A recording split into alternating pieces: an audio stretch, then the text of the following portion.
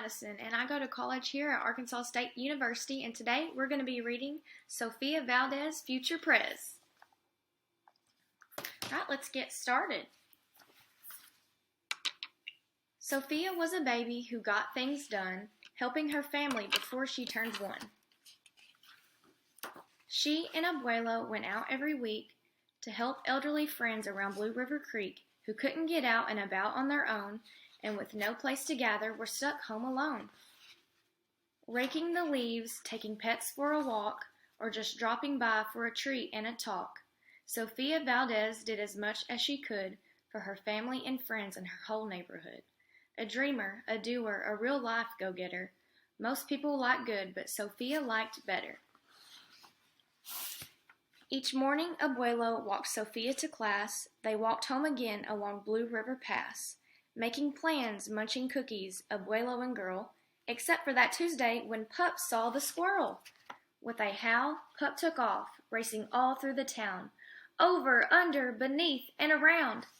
Sophia scrambled to try to keep up with the hollering man and the bellowing Pup. Up the squirrel ran to the top of a hill made of leftover junk for the local landfill.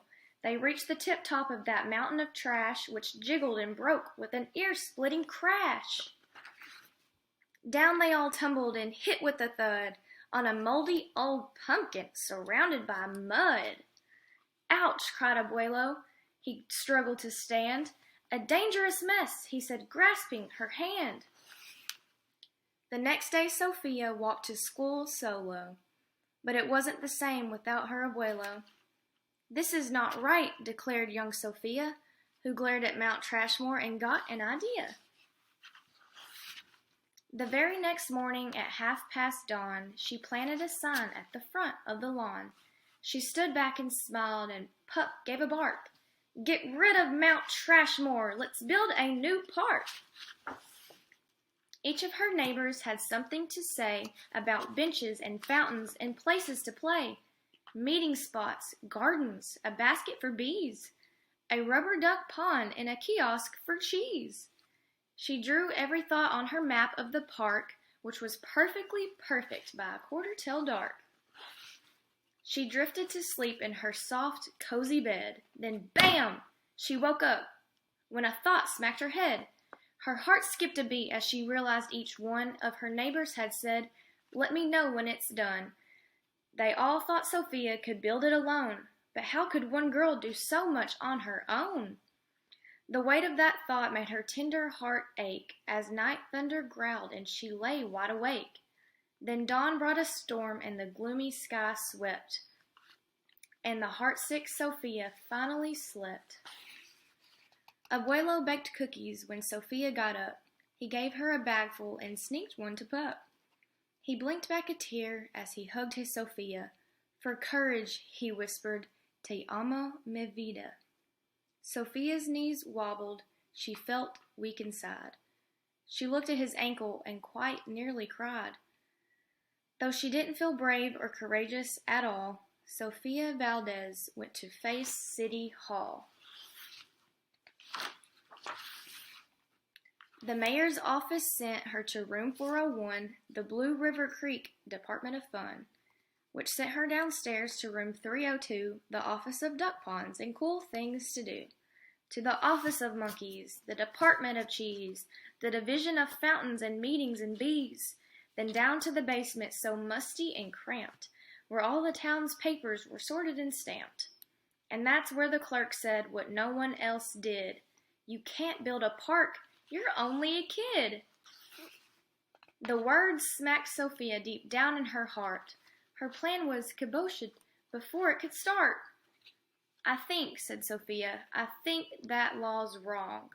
But her second-grade voice didn't sound very strong. The clerk said, "Clearly it cannot be done. Do you have any questions?" Sophia said, "One. If you were me, and if I was you, and he was your grandpa, what would you do?" Well," said the clerk.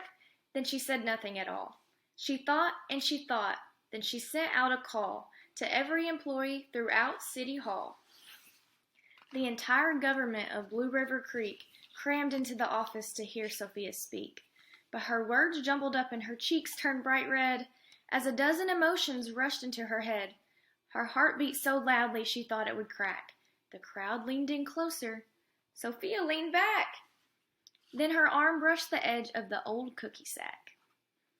And that was the moment when Sophia first knew being brave means doing the thing you must do, though your heart cracks with fear, though you're just in grade 2. She took a deep breath, looked the mayor in the eye, and though her knees wobbled, she held her head high. Sophia started talking. She spelled out her plan and why it all mattered and how it began.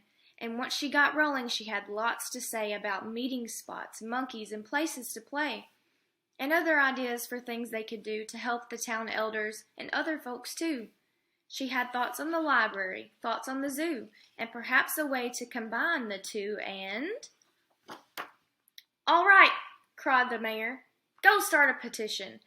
If the town wants a new park, we'll form a commission." And so young Sophia got right to work with some help from her family and pup and the clerk. Then others joined in, not all, but a few, like Miss Lila Greer and the kids in grade 2. There were hearings and surveys and taxes to figure, then bulldozers, cranes, and a blue bigger digger. They all built that park. That's how it got done, with the hard work of, by, and for everyone. But it began with the dream of one person, just one, who laced up her shoes and then led the way to help Blue River Creek get a new place to play. Now every evening till long after dark, the town comes together at Citizens Park. They all hold this truth to be self-evident, that Sophia Valdez could grow up to be president. Until then, Sophia, that real-life go-getter, helps Blue River Creek get better and better.